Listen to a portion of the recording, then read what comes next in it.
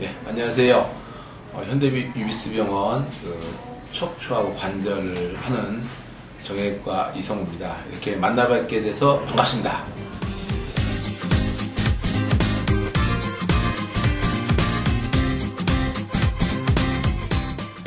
특히 정형외과에서 가장 주로 다루는 그 부위인데요. 척추인 목, 그 다음에 등허리인 흉추, 그 다음에 허리인 요추, 이게 가장 많으시고, 두 번째는 어깨병이 가장 많으시고, 그 다음에 팔꿈치, 손목이고, 그 다음에는 되게 무릎이 가장 많습니다. 무릎하고 발목. 그래서 이런 병들이 주로 많은데, 되게 이제 청소년기 애들하고 노년층에서 오는 병하고 약간 차이가 있습니다. 되게 이제 청소년기는 되게 외상으로 오는 경우가 많고, 연세가 많으신 분들은 나이가 들어서는 퇴행적인 변화, 이런 거로 오는 경우가 많아서, 약간의 그 특징과 약간의 어떤 그 변화가 있는 그런 환자들이 많이 오고 있습니다. 예. 보통 우리가 청소년기하고, 그 다음에 청장년기, 그 다음에 노년층인 50대 이후를 크게 보는데요. 되게 이제 10대, 20대에서는 관절병은 거의 없습니다. 그래서 이런 경우 같은 경우는 되게 운동하면서 다치는 경우에 반응성 연골 파열, 회전근개 파열, 그 다음에 인대 파열, 이렇게 외상으로 오는 경우가 가장 많으시고요. 그리고 허리는 굉장히 20, 30대에서 보통 10대에서 30대 사이 가장 많은데요. 되게 직장에서 일할 때 컴퓨터를 많이 본다든지, 책상에 오래 앉는다든지, 또 운동 부족에 의한 근력 약화에 의해서, 그 다음에 허리의 근막 통증 증후이라든지, 그 다음에 디스크에 의한 병에 의한 엉덩이 통증, 허리 통증, 다리가 감각이 떨어진다든지, 그 다음에 너무너무 저리다든지 이런 어떤 디스크에 의한 증상으로 오는 경우가 가장 많습니다. 그래서 되게 20, 30대에서, 10대에서 20대, 30대에서는 되게 근육에 대한 병명하고, 그 다음에 디스크에 의한 병에 의한 증상이라고 보시면 되고요.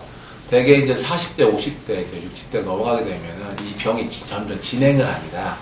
진행을 하면서 근육이 약해지면 뼈를 못 잡게 되고, 뼈를 못 잡으면 관절이 흔들리게 되고, 그 다음에 그 속에 들은 디스크 영향을 같이 받게 됩니다. 퇴행성 디스크 질환에 의한 갑자기 디스크가 터지는 수액 탈출증이 올 수도 있고, 점점 디스크 공간이 작아지면서 올 수 있는 협착증에 의한 2차적인 불안정성으로 만성, 요통, 그 다음에 다리 저림 증상, 그다음에 다리 힘이 없는 증상, 이런 경우는 굉장히 많습니다. 그래서 40대, 50대, 60대에서는 퇴행성 질환이 시작하는 시기면서 그 다음에 7, 80대 넘어가면은 만성으로 넘어가는 이런 병이 굉장히 많습니다. 그래서 보통 10대, 20대, 30대하고 40대, 50대, 60대, 그다음 고령으로 구분해서 보통 보는 게 많고요.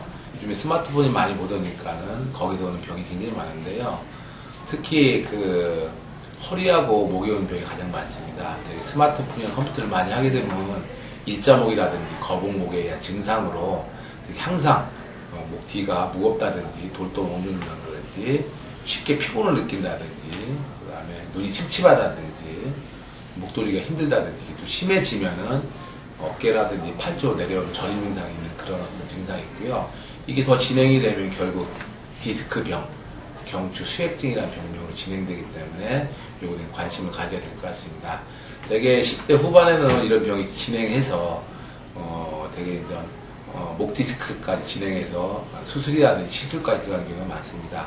되게 퇴행성이 변화는 되게 40대, 50대, 특히 일 많이 하시는 중노동 하시는 분이라든지 연세가 많은 분 같은 경우 연골이 닳아서 오는 퇴행성 관절염 때문에 오십견, 오십견이라는 거는 일명의 어떤 별명인데 정확한 별명은 유착성 관절 낭염. 유착이라는 게 결국은 늘러붙는 거죠. 관절 주위가 늘러붙으니까 운동 범위가 안 되겠죠. 그래서 보통 이건 특징적인 것이 낮 시간에 별 통증이 없어요. 야간에는 잠을 못 잘 정도 통증이 있으면서 되게 이렇게 움직일 때는 증상이 없는데 딱 올리라고 하면은 걸리는 증상입니다. 운동 범위 제한이라고 보시면 되죠.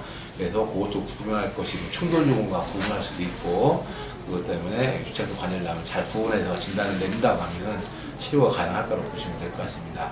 특히 이제 상기에서는 어깨하고 손목에 많고 팔꿈치에 많은데 되게 운동하는 사람들 많이 생기는 거, 주변에 많이 생기는 게 테니스 엘보, 골프 엘보라고 하는데 참 이게 의원에서 보다 보면 되게 거기다 뼈 쳐놓기도 하고 물리치료만 하게 되는데 이 만성화되다 보면은 되게 힘줄이 끊어지는 경우가 많습니다. 총신전건 기시부 파일이라는 병명이 발생하면은 반드시 수술해야 됩니다. 그래서 이거는 전문가가 상의를 해줘서 MRI라든지 정밀검사 후에 정확한 진단을 내리고, 왜냐면 만성으로 해서 인대가 파열되고 심줄이 파열됐는데 어떤 치료가 안 되거든요. 이럴 때는 꼭 병을 찾아주셨으면 좋겠습니다. 되게 상지에서는 그렇고요. 되게 잠깐 한 가지 손목에 이제 새끼손가락 쪽에 아픈 경우가 있습니다. 되게 이런 경우에 지속적으로 아프거든요. 이런 경우는 관절 속에 TFCC라는 삼각연골 복합체 이게 파열돼서 오는 경우가 많기 때문에 어떤 약을 처방을 받고 물리치료가 안 되면 한번 꼭 MRI 찍으시고요. 되게 보면은 손이 굉장히 차갑다, 뜨겁다, 이거는 분명히 병입니다. 우리 예를 들어 손이 차갑다 하시는 분이나 발이 차갑다 하시는 분이 굉장히 많거든요.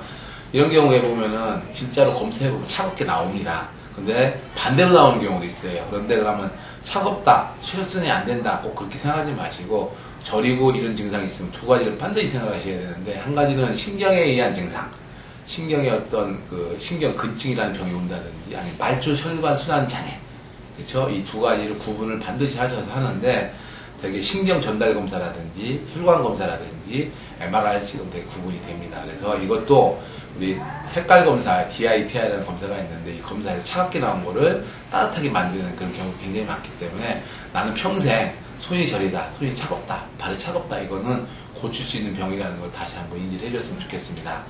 특히 하체에서는 되게 골반은 크게 병이 없으십니다. 되게 이제 가끔 오는 경우가 무혈성 괴사증이라고 해서 골두가 이렇게 피가 한 통에서 오는 경우가 있는데, 되게 이건 남자의 주로 생기거든요.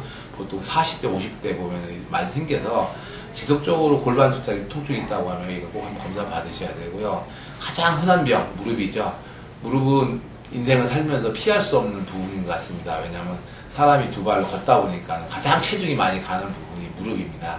그래서 무릎에 인공관절 수도 많고 운동화도 잘 다치기도 하고 하는 부위가 무릎인데, 무릎은 되게 연골판이 가장 많이 다치고 연골이 많이 닳아서 나중에 퇴행성 관절 오는 경우도 많습니다. 그래서 만약에 이제 꼭 사진을 찍을 때도 연세 많은 분들은 꼭 서서 찍어서 상체에 체중이 실리면 무릎 사이 간격이 좁아지는 경우가 있거든요.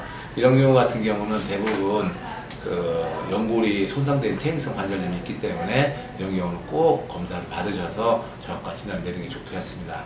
그리고 요즘에 이제 각광받는, 우리 정형외과 분야에서 각광받는 부위가 발목입니다. 발하고 발에 대한 과가 생길 정도로 발에 대한 관심이 굉장히 많은데, 흔한 말로 티는 있을 수 있고 발톱이 파고 들어가는 병도 있을 수가 있고, 평발에 의해 발바닥 통증이 올 수도 있고, 발 뒤꿈치 종골통이라고 하는데 거기에 많이 올 수도 있고, 그거 연관된 아킬레스 힘줄이라든지 발목 관절 인대가 굉장히 많습니다. 그래서 이런 거에 대한 병은 만약에 증상이 있다고 하시면 한번 찾아주셨으면 좋겠습니다.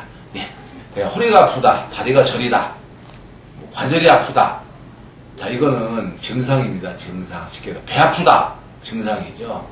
우리가 증상만 갖고 진료를 할 수는 없습니다. 그래서 그럼 이 증상을 일으키는 원인이 뭐냐, 그걸 찾아야 되겠죠. 예를 들어서 자동차가 고장났을 때, 시동이 안 걸릴 때 처음부터 엔진을 뜯어내지 않습니다. 그럼 바보죠. 뭐부터 봅니까? 배터리부터 보죠. 배터리 보고 전선 보고 초코사만 보듯이 일단은 이 증상을 일으키는 원인이 뭐냐를 찾아야 되는데, 원인은 굉장히 많습니다. 한 25가지 정도가 되는데요. 구조하고 기능에 대한 거를 다 찾아야 됩니다. 구조는 구성 부품이라고 보시면 되고, 뭐가 있습니까? 관절혈이나 근육, 근막, 뼈, 관절, 인대, 무지 많겠죠. 이런 구성 부품을 보셔야 되고, 두 번째는 뭐를 보여야 됩니까? 기능을 보여야 됩니다. 뭐예요?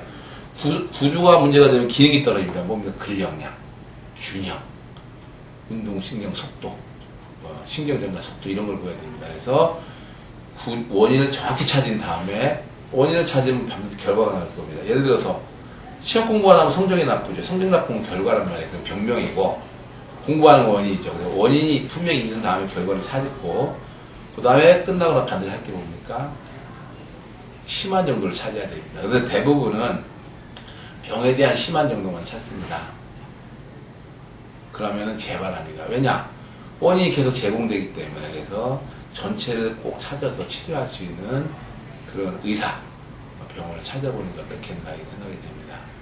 단순하게 디스크만 치료했다. 그건 반드시 재활합니다. 왜냐?